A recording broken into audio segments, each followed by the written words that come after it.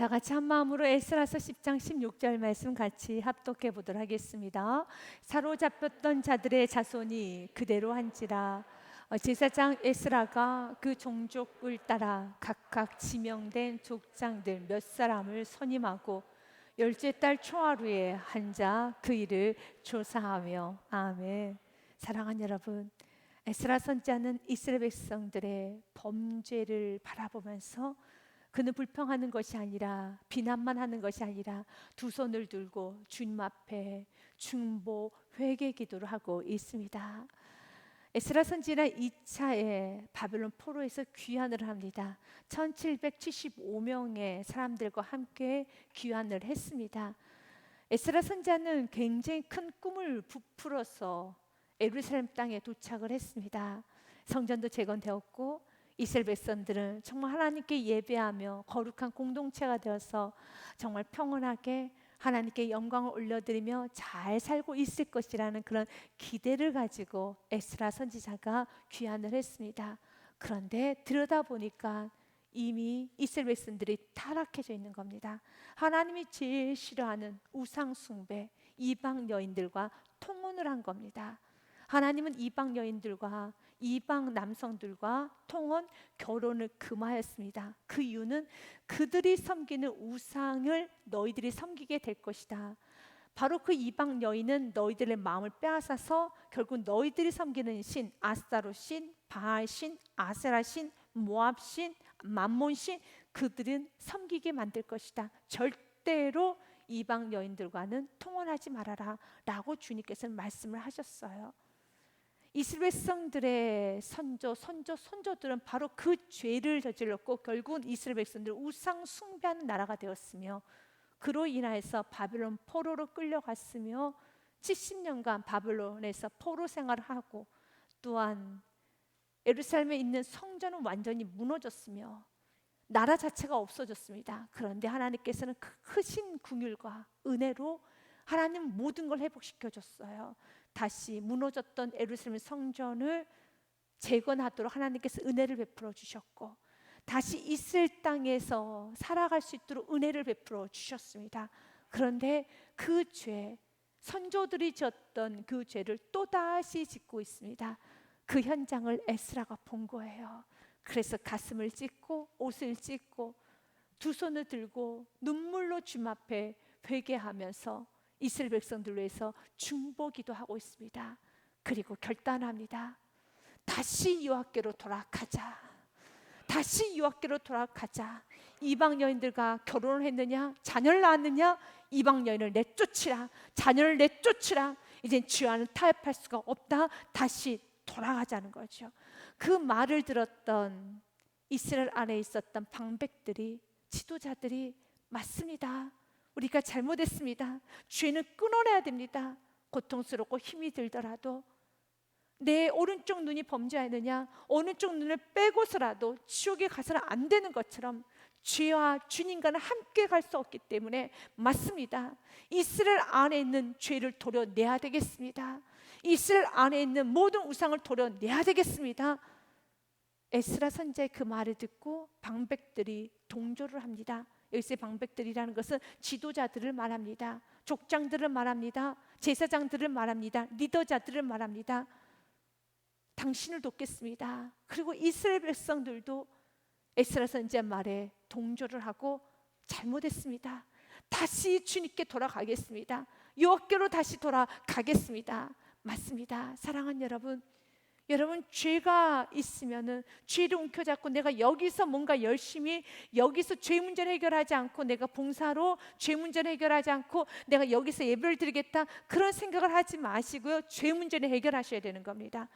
말씀을 통해서 비춰줬다면, 이 부분은 끌어내야 되는 문제라면, 이 부분은 정리해야 되는 문제라면, 이 부분은 과감하게 결단해야 되는 문제라면 과감하게 결단도 하시고 끊어도 내시고 정리도 하셔서 여러분들 주님과의 관계가 달라져야 되는 겁니다. 그러나 사단은 이미 지어버린 죄, 여기서 어떻게 하나님의 비율을 좀 맞추는 게 어떻겠니? 좀 하나님의 좀 마음에 들게 행동하면 어떻겠니? 사랑하는 여러분, 하나님은 우리가 좀 무언가를 해서 하나님 마음을 움직일 수 있는 분이 아니에요. 하나님 마음을 움직이게 하는 것이 아니라 이것은 바로 기복신앙이라는 겁니다. 기복신앙이 무엇입니까? 내 공로에 의해서, 나의 지극정성에 의해서 신이 나에게 복을 주실 것이라는 그 개념이 기복신앙이에요. 그래서 비나이다 비나이다, 또 여러 가지 내가 불쌍하지 않습니까? 내가 이렇게 어렵지 않습니까? 신이시여 나에게 자비를 베풀어 주옵소서, 긍휼을 베풀어 주옵소서. 비나이다 비나이다. 나의 정성으로 인해서 어떤 신의 마음을 감동하여서 그 신이 나에게 복을 줄 거라는 거, 기복신앙입니다. 하나님 앞에는 그런 기복신앙을 가지고 가면 안 되는 겁니다. 우리의 어떤 행위로, 우리의 공로로, 우리의 정성으로 하나님을 움직일 수 있다는 오만한 생각을 버리셔야 되는 겁니다. 하나님은 당신 자신의 뜻대로 움직이십니다. 중요한 건 하나님을 움직이려고 하지 마시고 내가 하나님 편에 서면 되는 거예요. 내가 하나님께로 가면 되는 겁니다. 그분이 기준이시라는 겁니다. 내가 정성스럽게 무언가를, 나의 죄는 그대로 남겨둔 채 그 죄를 덮기 위해서 노력을 하는 것이 아니라 죄 문제를 해결하는 거예요. 주님께 돌아가는 겁니다. 그래서 주님의 비율을 맞추는 것이 아니라, 주님 내가 이렇게 지극정성이, 내가 이렇게 봉사했으니까, 내가 이렇게 헌금을 냈으니까 하나님 이 죄는 좀 덮어주세요. 아닙니다. 헌금을 아무리 많이 한들, 예배 횟수가 그렇게 많아도 주님께서 나에게 원하는 이 죄 문제를 내려놓지 아니하면, 예배 횟수가 많아도 주님께서는 여러분 움직이지 않습니다. 움직이지 않습니다. 그러나 내가 주님께 돌아오기 시작하면 주님은 우리에게 축복을 주시고 모든 걸 회복시켜 주시는 것입니다. 에브라임 링컨의 이야기는 우리 신앙에 있어서의 아주 중요한 인사이트를 주는 그런 이야기죠. 남북전쟁 중이었습니다. 남쪽과 북쪽 모두 다 하나님께 기도를 합니다. 하나님 도와주옵소서. 하나님 우리 편이시죠. 하나님 우리 편이시죠. 그때 한 병사가, 한 장군이 에브라임 링컨에게 찾아옵니다. 이렇게 말합니다. 지금 하나님은 어느 편이실까요? 우리 편일까요? 적군 편일까요? 그때 에브라임 링컨이 굉장히 중요한 말합니다. 하나님이 누구의 편인가는 우리가 관여할 바가 아니다. 우리가 하나님 편이 되어야 한단다. 하나님을 끌어당기려고 하는 것이 아니라 내가 하나님께로 가야 돼요. 내가 이제 죄의 자리를 털고 일어나서 하나님께로 돌아가야 되는 것입니다. 하나님께 나에게 오세, 나 좀 맞춰주세요 하는 것이 아니라 호세아서 6장 1절 말씀에 오라 우리가 여호와께로 돌아가자. 아멘. 같이 읽겠습니다. 오라 우리가 여호와께로 돌아가자. 여호와께서 우리를 찢으셨으나 도로 낫게 하실 것이요 우리를 치셨으나 싸매어 주실 것입니다. 아멘. 여호와께로 돌아가야 되는 겁니다. 여호와께로 돌아가지 아니하면 여러분의 삶에 유쾌한 날은 없습니다. 그 죄 문제를 내려놓지 아니하면, 그 거짓스러운 문제를 내려놓지 아니하면, 그 생각을 내려놓지 아니하면, 그 불의함을 내려놓지 아니하면 우리의 삶에 형통은 없습니다. 그래서 이사야서 55장 1절 말씀, 7절 말씀도 이렇게 되어 있지요. 같이 읽습니다. 악인은 그의 길을, 불의한 자는 그의 생각을 버리고 여호와께로 돌아오라. 그리하면 그가 긍휼히 여기시리라. 우리 하나님께로 돌아오라. 그가 너그럽게 용서하시리라. 아멘. 사랑하는 여러분, 만약 지금 여러분의 삶에 감사가 없다면, 여러분의 삶에 기쁨을 빼앗겼다라면, 여러분의 마음이 우울하고 불안하고 허무하다라면 죄 문제를 해결하십시오. 죄가 있는 한 우리에게는 잠깐의 기쁨은 있다, 금방 사라져요. 이 죄 문제, 주님께서 나에게 관여하시는 근본적인 문제예요. 그 근본적인 문제를 내가 해결하지 않으면 잠시 잠깐 기쁨은 있어요. 잠시 잠깐 감사도 해요. 잠시 잠깐 가고 담대하고 은혜도 받는 것 같습니다. 그러나 돌짝밭에는 씨가 내려지지 않는 것처럼 그 돌을 치워내지 아니하면 아무런 열매를 맺을 수가 없어요. 이스라엘 백성들에게 있어서의 근본적인 문제, 이미 그들은 이방 여인과 결혼도 했고 자녀도 낳았어요. 근데 에스라가 봤어요. 이 문제는 반드시 해결하고 가야 된다. 이 문제는 반드시 해결하고 가야 된다. 쉽지 않은 문제입니다. 이미 결혼했는데요, 이미 자녀도 낳았는데요. 아니다. 그러면 이방 여인과 자녀와 자녀는 계속적으로 커갈 것이고 더 오래 살면 살수록 마음이 다 빼앗긴다는 겁니다. 에스더는 단호하게 말합니다. 그들 내쫓을 것이란다. 그들 내쫓을 것이란다.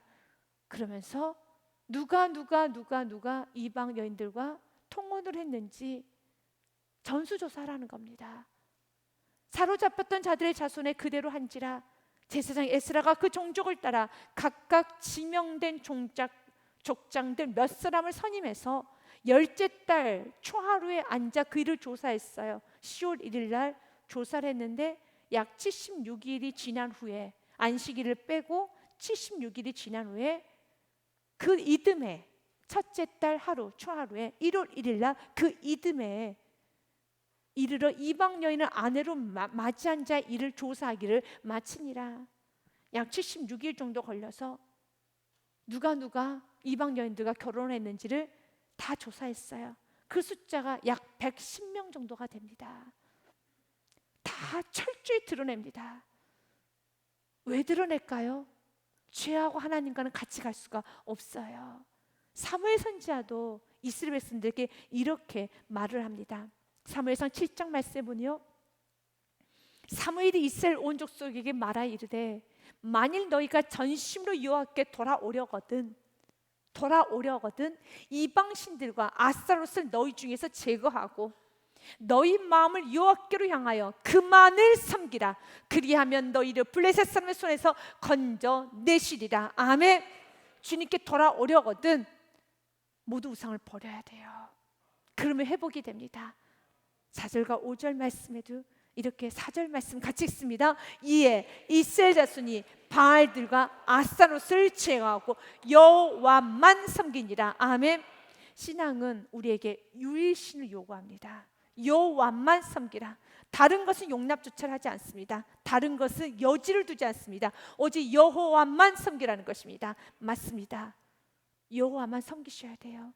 그분만이 길이십니다. 그분만이 생명이십니다. 그분만이 진리이십니다. 110명에 되는 이제 이방 여인들과 결혼한 사람들의 명단이 기록이 되어 있습니다. 18절 말씀부터의 명단이 기록되어 있어요. 근데 전체적으로 18절부터 44절의 말씀까지 해보면은 18절서부터 22절까지는 제사장들이 이방 여인들과 결혼했던 사람들의 명단이 나오고요. 23절은 레위인, 24절은 성전 봉사자, 그리고 25절부터 마지막 43절까지는 일반 백성들이 범죄했던 백성들의 이름이 나오고 있습니다. 여기서 우리가 좀 주목해야 할 것은 바로 18절부터 22절까지 있는 제사장 그룹입니다. 전체 110명 중에서 18절부터 22절에 포함된 제사장 그룹은 27명, 약 5분의 1이 넘습니다. 굉장히 많은 숫자죠. 제사장이 무엇입니까? 특별히 제사장 중에서 대제사장의 가문에 속한 자도 이방 여인과 결혼했어요. 그만큼 지금 이스라엘 사회가 타락하고 무너질 대로 무너졌다는 겁니다. 제사장은, 그리고 대제사장은 일반 백성들과는 조금 더 다른 생활을 해야 되는 겁니다. 왜냐하면 그들을 하나님께로 가까이 가는 데 있어서의 가교 역할을 하는 그런 직분이기 때문에 제사장은 더 거룩하게 살아야 돼요.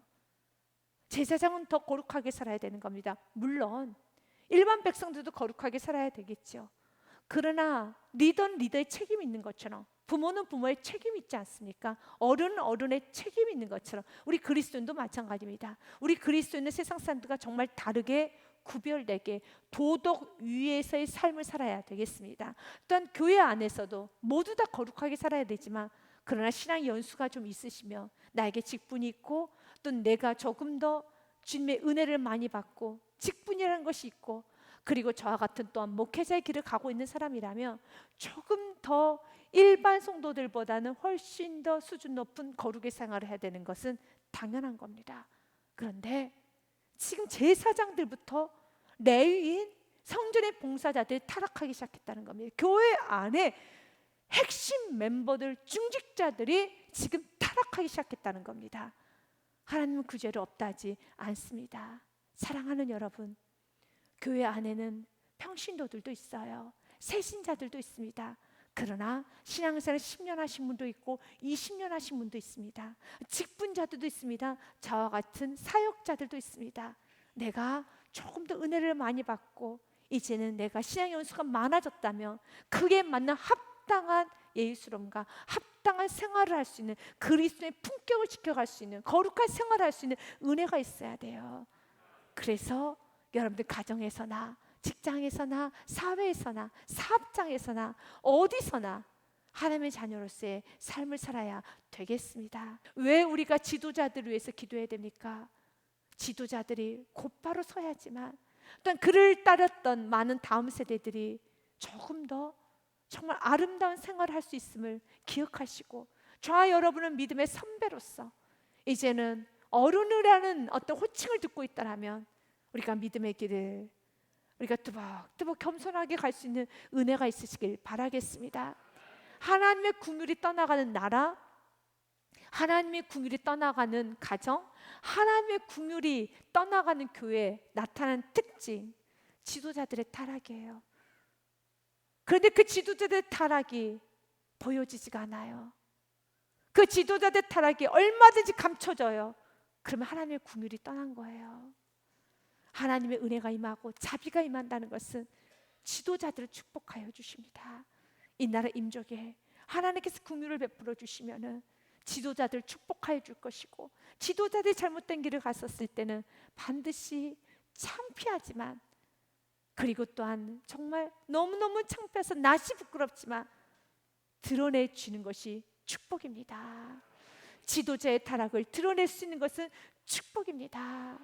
사랑하는 여러분, 우리가 이제는 어른으로서 정말 이렇게 솔선수범해야 되는 우리의 위치에 있는 사람으로서 앞서서 죄를 범하는 것이 아니라 더 철저히 하는 말씀을 지켜갈 수 있는 은혜가 있어야 되겠습니다. 누가복음 14장 말씀에도 성경은 이렇게 말하죠. 소금은 좋은 것입니다. 그러나 그 맛을 잃어버리면 무엇으로 짜게 하리요. 그리스도인 좋습니다. 그러나 그리스도인 다음을 잊어버렸을 때, 우리의 그리스도인 다음은 우리는 도덕의 기준이 아니라 말씀이 기준이 되어 살아야 되는 겁니다. 세상의 모든 사람이 이방 여인들과 다 취하고 살아도, 그럭저럭 세상과 타협하고 살아도 우리는 철저하게 먼저 그의 나라 그의 의를 구하며 하나님을 섬기면서 하나님 말씀을 그 기준을 가지고 우리가 어떤 상황에서도 화이트 라이, 하얀 거짓말, 그런 것을 여러분들 용납하지 마십시오. 그걸 용납하는 순간에 하나님의 기적은, 하나님의 역사는 여러분 삶 가운데 끊어지게 될까요? 없습니다. 내가 철저하게 하나님의 말씀을 살고자 내가 결단하면서 정직을 가장 우선으로 삼고 나아갈 때 기적이 일어나요. 역사가 일어납니다. 그러나 내가 타협하는 순간에 그 타협이 먹고 살기 위해서 이스라엘 백성들처럼 바벨론 포로에서 오랫동안 생활하다가 다시 귀환해서 보니 모든 게 익숙하지 않아요. 그러나 이미 먼저 살고 있는 원주민들의 많은 부분에 있어서 기술, 그들이 가지고 있는 농기구, 그들이 가지고 있는 경제력 흡수하고 싶었어요. 그래서 내 자녀들 편하게 양육시키고 싶었어요. 부모로서 충분히 가질 수 있는 감정입니다. 그러나 하나님 말씀이 먼저 우선순위가 돼야 되는 겁니다. 정말 자녀에게 공급해주고 싶다라면 더러운 돈을 가지고 여러분들의 자녀를 공급하는 것이 아니라 하나님이 주신 물건을 가지고 자녀를 양육하십시오. 하나님이 주신 물건을 가지고 가정을 세워가시길 바라겠습니다. 충분히 부모로서 갈등도 되고, 여러분 그 심정은 이해가 됩니다. 내 자녀 키우고 좀 넉넉하게 생활하게 하기 위해서 그들하고 좀 연합해서 좀 그들의 농기구, 그들의 기술, 그들의 경제력, 이방인들은 충분히 너무너무 잘하고 있기 때문에 내가 며느리만 받아들이면 그쪽 가문과 우리의 가문이 연합이 되니까 그쪽 가문에 있는 모든 농기구, 그들의 경제력, 그들이 이미 조합도 형성되어 있습니다. 그 모든 걸 다 사용할 수가 있는 거예요. 그러면 더 빠르게 정착할 수 있겠죠. 더 빠르게 정착하고 싶어서, 더 빠르게 제대로 삶을 살고 싶어서. 그러나 하나님 방법이 가장 빠릅니다. 최고의 고속도로는 하나님 말씀대로 사는 거예요. 그 길이 멀어 보이죠? 안 그렇습니다. 그 길이 가장 가깝습니다. 소금은 좋은 것이나 소금이 만약 그 맛을 잃어버리면 무엇으로 짜게 하리요? 오히려 땅에도 거름에도 쓸데없어 내버리느니라. 들을 귀가 있는 자는 들을지어다 하시니라. 아멘. 우리는 이 어두운 세상에서 그리스도인들 살아갑니다. 예수님은 그리스도인들에게 말합니다. 너는 세상의 소금이란다. 세상의 빛이란다. 우리가 소금의 맛을 잃어버린 순간에, 우리가 말씀의 기준을 놔버린 순간에 동일하게 세상 사람들과 동일한 목표를 가지고 자녀를 키우고 그냥 잘 살고 행복하고 편안하고, 그리고 이 세상에서 남에게 피해 주지 않고 살아가는 거, 세상 사람들이 그렇게 살아가는 법칙 아닙니까? 우리는 그것이 아니에요. 남에게 피해 주지 아니하고 적당히 잘 사는 것이 아니라 우리는 하나님의 영광과 하나님의 살아계심과 하나님의 기적을 드러내는 게 우리들의 세대라는 겁니다. 그래서 주위 있는 많은 사람들이 우리들의 모습을 보면서 하나님을 배울 수 있어야 돼요. 하나님 만나고자 하는 그러한 은혜가 임하고 호기심이 생기는 축복의 통로가 되어야 되는 겁니다. 그래서 이 말씀은 34절과 35절의 말씀은 33절의 말씀을 이어서 하셨던 말씀이었어요. 같이 읽습니다. 이와 같이 너희 중에 누구든지 자기의 모든 소유를 버리지 아니하면 능히 내 제자가 되지 못하리라. 아멘. 이스라엘 백성들이 왜 하나님의 말씀을 거역까지 하면서 이방 여인들과 결혼했습니까? 잠깐 설명을 했듯이 그들이 70년간 바벨론 포로 생활하면서 모든 것에 익숙하지 않고 다시 귀환해서 보니까 땅은 황폐해져 있습니다. 아무것도 없습니다. 그래서 빠르게 가정을 안착시켜야 되고 자녀도 키워야 되고, 그리고 빠르게 사회 구조를 만들어야 된다는 그들의 생각이 있었어요. 이 땅에서 내가 조금 더 편안하고 안전하고 안락하게 살고자 하는 그런 니드, 욕구가 있었어요. 나쁜 거 아닙니다. 그래서 성경 우리에게 말합니다. 자기의 모든 소유를 버리지 아니하면 능히 내 제자가 될 수 없느니라. 우리 안에 이 땅에서 내가 잘 살고자 하는 욕구, 그러나 이 모든 잘 살고 편안하고 안전한 것은 내가 지킬 수 없고 하나님이 도와주셔야 됨을 꼭 기억하십시오. 그래서 자기의 모든 소유를 버리고, 이 모든 소유는 자녀도 하나님의 것, 내 인생도 하나님의 것, 가정도 하나님의 것, 모든 것 다 하나님의 것. 그렇기 때문에 주님, 내 소유는 없습니다. 내 소유는 없습니다. 모든 건 하나님의 것이오니 하나님께서 원하신 대로, 당신이 토기장이고 나는 진흙입니다. 하나님께서 원하신 대로, 원하시는 대로 나를 이끌어가 주시옵소서. 자기 걸 부인할 수 있어야 돼요. 지금 여러분이 소유한 여러 물질, 사업자, 직함, 직위, 권세, 지혜, 모든 거 다 부인할 수 있어야 돼요. 다 주님의 것입니다. 이걸 앞세우지 않겠습니다. 이것 때문에 하나님 말씀에 불순종하지 않겠습니다. 내가 이거 지키려고, 사업장 지키려고, 가정 지키려고, 내가 자녀 지키려고, 이스라엘 백성들처럼요, 내가 이 명예, 나의 직함, 이 권위 지키려고 하나님 말씀과 내가 반대길을 가는 것이 아니라 나는 하나님 말씀을 먼저 부여잡습니다. 하나님 말씀 먼저 부여잡습니다. 그러면 이 모든 것은 너에게 더하여 주시리라. 제사장 그룹들은 지금 이름이 기록이 되어 있어요. 18절 말씀에 보니요, 제사장의 무리 중에 이방 여인을 아내로 맞이한 자는 예수아의 자손 중 요사닥의 아들과 그의 형제 마샤와 엘레살과 야립과 그달라라 그랬습니다. 여러분이 좀 익숙했던 인물이 하나 나오죠. 예수아. 예수아는 스룹바벨과 함께 같이 공동 리더가 되어서 1차 바벨론 포로의 귀환을 이끌었던 리더자였습니다. 그리고 예수아는 대제사장이에요. 대제사장. 근데 대제사장의 자녀들까지도 그들이 지금 범죄를 한 것입니다. 오늘 보니 그들의 이름 또한도, 이름의 뜻은 아주 대단합니다. 18절 말씀에 보면 마샤는 여호와의 일하심, 엘리에셀은 도움의 하나님, 또한 야립은 대항자, 그달랴는 요한은 위대하시다. 이게 다 좋은 이름이에요. 제사장 그룹이니까요. 다 위대한 그룹입니다. 이름입니다.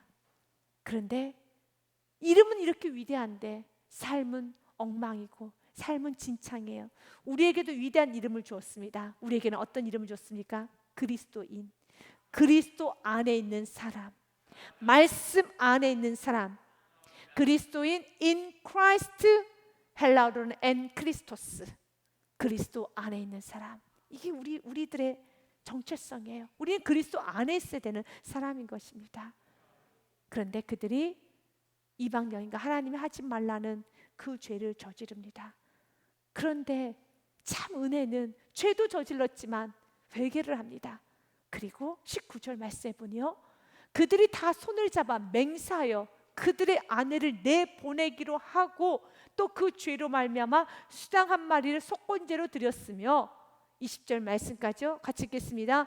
또 인멜 자손 중에서는 하나니와 시바다요라고 그랬습니다. 그들이 다 내보내기로 하나님 앞에 맹세를 합니다. 결단을 하십시오. 결단을 해야 되는 겁니다. 하나님께 맹세를 하십시오. 나는 순종만 하리라. 주님께서 에게 말씀하시면 난 타협은 없습니다. 순종만 하리라. 여러분의 인생에 불순종할 생각은 하지를 마십시오. 순종만 하려고 하시고, 오히려 이젠 주께 이렇게 기도해야 돼요. 주님, 난 순종은 하고 싶고 마땅해야 되는 마땅한 삶인데, 너무 중요한 건 제대로 순종하고 싶습니다.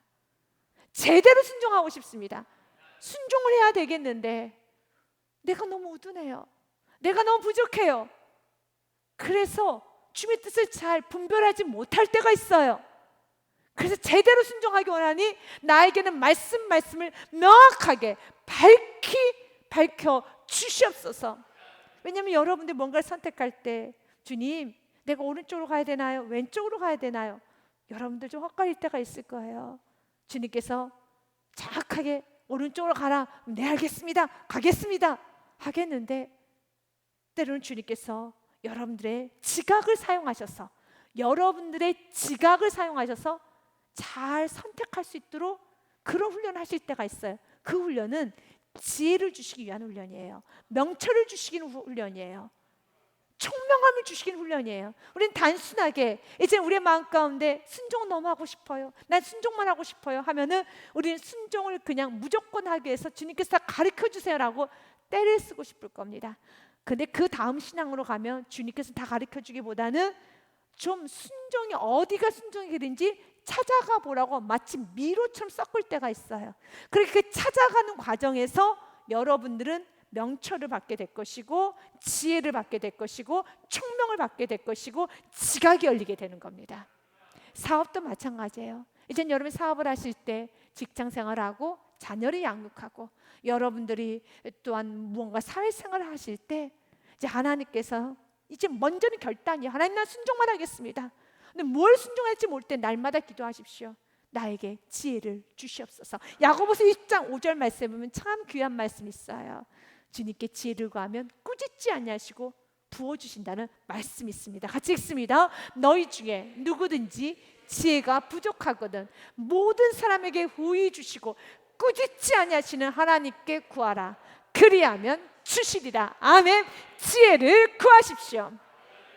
꾸짖지 아니하십니다. 아침마다 지혜를 구하십시오. 그리고 주님께 기도하십시오. 주님, 나 지혜받기 원합니다. 그런 여전 내 안에 욕심과 내 안에 원하는 니드가 있습니까? 오늘 또 자기를 부인하고 자기의 모든 소유를 부인하라는 것처럼 나도 오늘 또 부인합니다. 왜냐하면 내 안에 니드가 있으면 자꾸 내가 원하는 것만 합리화시키려고 하는 그런 욕구가 있거든요. 합리화를 시켜요. 자꾸 그 말만 들립니다. 그래서 하나님, 오늘 또 내 안에 있는 강한 자아를, 내 안에 있는 소유, 내 안에 있는 자아를 오늘 또 부인하고 깨끗한 마음으로 정말 주님의 인도함을 받기 원합니다. 주님께서 인도하여 주십니다. 이사야서 30장 말씀에 보면 참 귀한 말씀이 기록이 돼 있어요. 이스라엘 백성들이 참 교만했는데 하나님께서 오늘 이스라엘 백성들에게 이런 범죄 가운데서 다시 살 수 있는 길을 열어주신 것처럼 오늘도 우리 주님 긍휼을 베풀어 주십니다. 우리가 아무리 용서를 구해도 주님께서 용서하지 아니하면 그 죄는 그대로 있는 거예요. 그런데 주님께서 오늘도 우리에게 약속합니다. 돌아오라. 그러면 용서하여 주시겠다는 것입니다.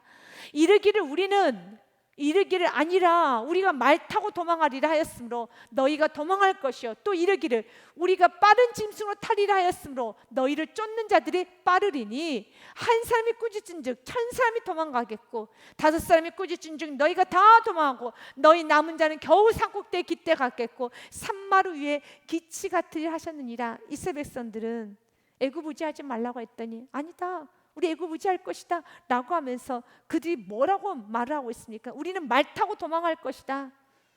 그리고 우리는 빠른 짐승을 타리라. 그때 하나님께서 이렇게 말합니다. 내가 17절 말씀처럼 한 사람이 꾸짖을 때 1000사람이 도망갈 것이다. 그리고 너희는 정말 소수만 남게 될 것이고 무너지게 될 것이다 라고 말을 합니다. 그래서 결국 무엇입니까? 돌아오라는 거죠. 애굽 의지하지 말고 여호와께로 돌아오라는 겁니다. 그런데 이건 하나님의 사랑이에요. 하나님께서 방치해 두시면 되지 않겠습니까? 애굽에 무너지든지 애굽에 집 밟히든지 애굽에 수치를 당하든지 하나님께서 내버려 두면 되잖아요. 그러나 여러분도 잘 아시잖아요. 자녀가 타락한 길로 갈 때 여러분 그냥 방치할 수 있습니까? 안 되죠. 자녀를 다시 주님께로 돌아오게 하는 것처럼 우리 하나님도 마찬가지입니다. 18절 말씀 같이 읽습니다. 그러나 여호와께서 기다리시나니 이는 너희에게 은혜를 베풀려 하시며 일어나시리니 이는 너희를 긍휼히 여기려 하심이라. 대저 여호와는 정의 하나님이시라. 그를 기다리는 자마다 복이 있도다. 아멘. 믿으십니까? 그를 기다리는 자마다 복이 있습니다. 여호와께로 돌아오십시오. 주님께서 왜 돌아오게 하십니까? 26절 말씀에 보면 주님 또 이런 귀한 말씀을 하시네요. 같이 읽습니다. 여호와께서 자기 백성의 상처를 싸매시며 그들의 맞은 자리를 고치시는 날에는 달빛은 햇빛 같겠고 햇빛은 7배가 되어 7날의 빛과 같으리라. 아멘. 그리스도인답게 살아야 돼요. 그리스도는 궤도를 이탈하면 안 되는 겁니다. 그리스도인답게 살아야 되겠습니다. 그러면서 23절에는 이제 레위 지파에서도 범죄를 했어요. 레위 사람 중에 요사박과 시므이와 글라야라 하는 글리다와 부다야와 유다와 엘레셀도 있더라. 24절의 말씀 보니 노래하는 자 중에 지금으로 말하면 성가대원들도 지금 이방 여인들과 결혼하는 하나님 앞에 범죄를 하고 여전히 찬송을 부르고 있어요. 범죄를 하고서도 찬양을 하고 있어요. 우리 주님은 찬양은 기뻐 받으시지만 범죄를 한 상태에서 찬양하는 것에 대해서 하나님 반드시 관여하십니다. 그 문제를 해결하라는 거죠. 내가 성가대라는 건 직분이죠. 내가 직분도 있고 봉사를 하면서도 여전히 지금 죄 문제를 그대로 안고 있다라면 이 봉사로, 이 성가대하는 것으로, 내가 성전에서 봉사하는 것으로 그 죄의 문제를 덮으려고 하면 안 되는 것입니다. 죄 문제를 해결하라는 것이죠. 노래하는 자 중에서 엘리야십이요, 문지기 중에서는 살룸과 델렘과 우리아따라. 노래하는 자는 성가대, 문지기는 안내위원들을 말합니다. 안내위원을 아무나 하는 건 아니죠. 나름대로 집사, 이상직 되시는 분들이 안내도 맡은 거죠. 안내원들아, 집사들아, 그리고 성가대원들아, 직분자들아, 회개하라는 것이죠. 그러나 이렇게 회개하는 것은 너무 큰 축복임을 꼭 기억하시기를 바라겠습니다. 잠언 18장 1절과 2절 말씀에 보면 욕심스러운 자의 특징, 그리고 또 어리석은 자의 특징이 나옵니다. 무리에게서 스스로 갈라지는 자는 자기 소욕을 따르는 자라. 온갖 참지를 배척하느니라. 스스로 갈라져서 고립되어 있는 사람은 여러분 욕심스러운 사람이에요. 그 사람은 지혜가 없어요. 2절 말씀에 보면 같이 읽겠습니다. 미련한 자는 명철을 기뻐하지 아니하고 자기의 의사를 드러내기만 기뻐하느니라. 아멘. 미련한 자는 자기의 의사를 드러내기만 기뻐하니라. 맞습니다. 주님께서 죄를 지적할 때 그 죄에 대해서 합리화하면서 자기를 주장하는 자는 참 어리석어요. 그러지 마시고, 그들도 이스라엘 백성들도 여러 이유가 있을 겁니다. 어쩔 수 없는 상황이었습니다. 이건 어쩔 수 없었어요.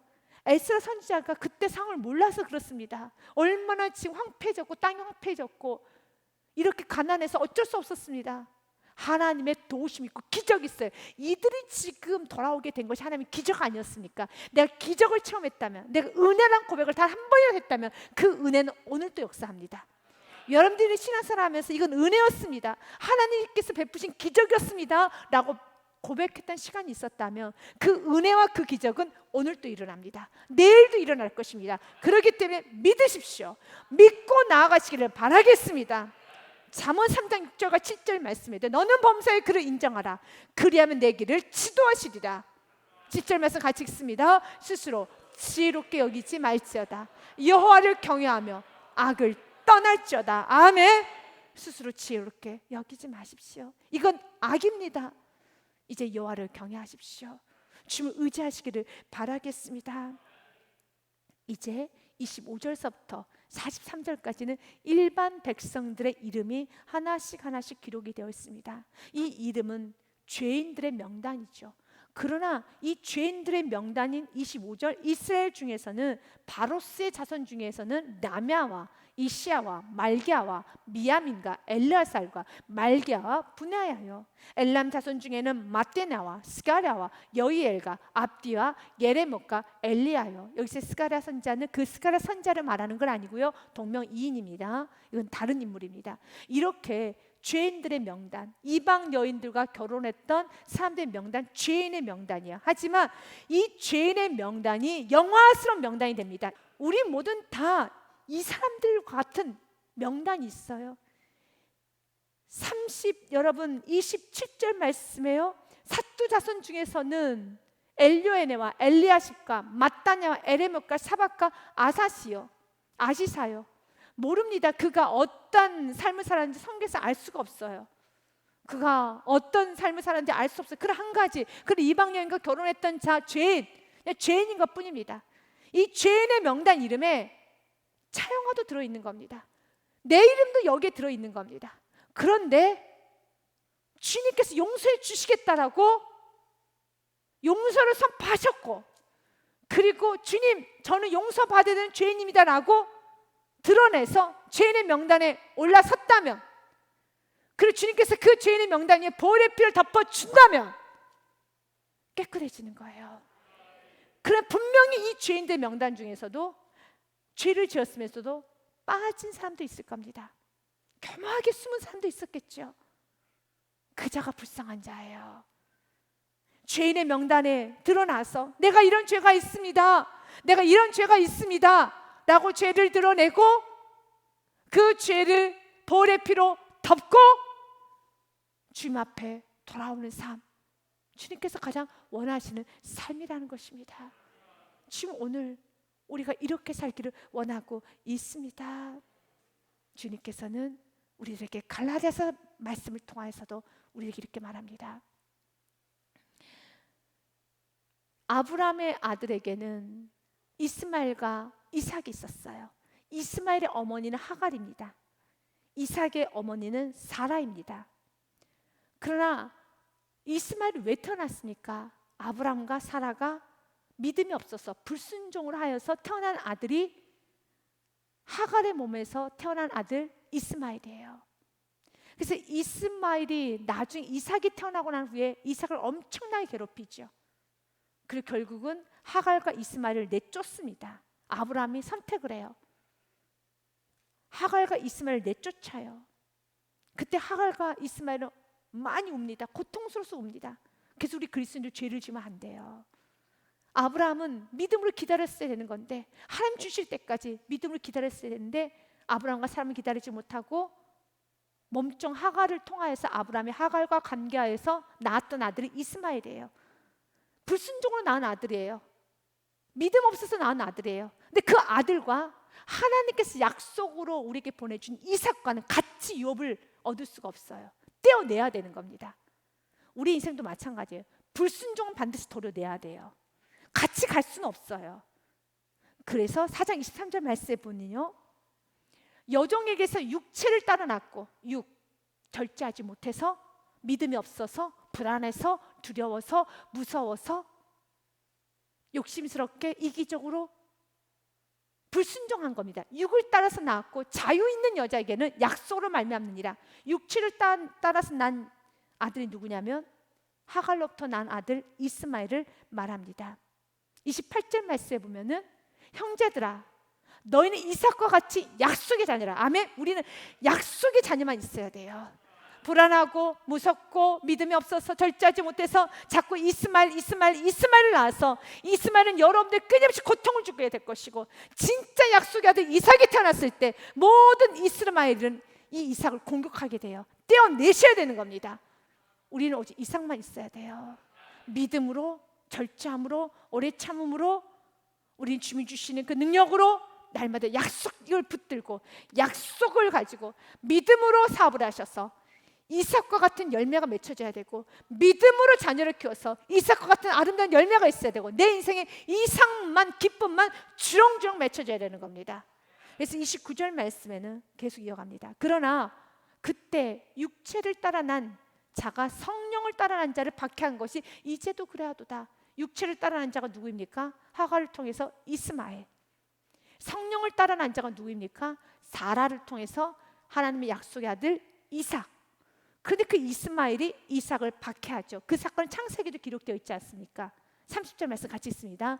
그러나 성경이 무엇을 말하느냐? 여종과 그 아들 내쫓으라. 여종의 아들이 자유 있는 여자의 아들과 더불어 유업을 얻지 못하리라 하였느니라. 아멘. 절대 유업을 같이 얻을 수 없어요. 도려내야 되는 겁니다. 말씀을 정리하겠습니다. 사랑하는 여러분, 여러분이 불순종으로 낳았던, 또한 믿음이 없어서 절제하지 못해서 여러분들이 낳았던 이스마엘이 있습니까? 오늘 이스라엘 백성들처럼 먹고 살기 위해서, 그리고 살아야 되기 때문에 불순종했던 시간이 있습니까? 그리고 뭔가 좀 하나님께서 내려놓으라는 것이 있습니까? 반드시 내려놓으셔야 돼요. 여러분의 삶에도 바로 이렇게 회개함으로, 유학교로 돌아감으로써 이제는 다시 한번 하늘의 축복을 받을 수 있는, 약속 있는 그 하늘 유업을 받는 여러분의 삶이 되시기를 주님의 이름으로 축복드립니다.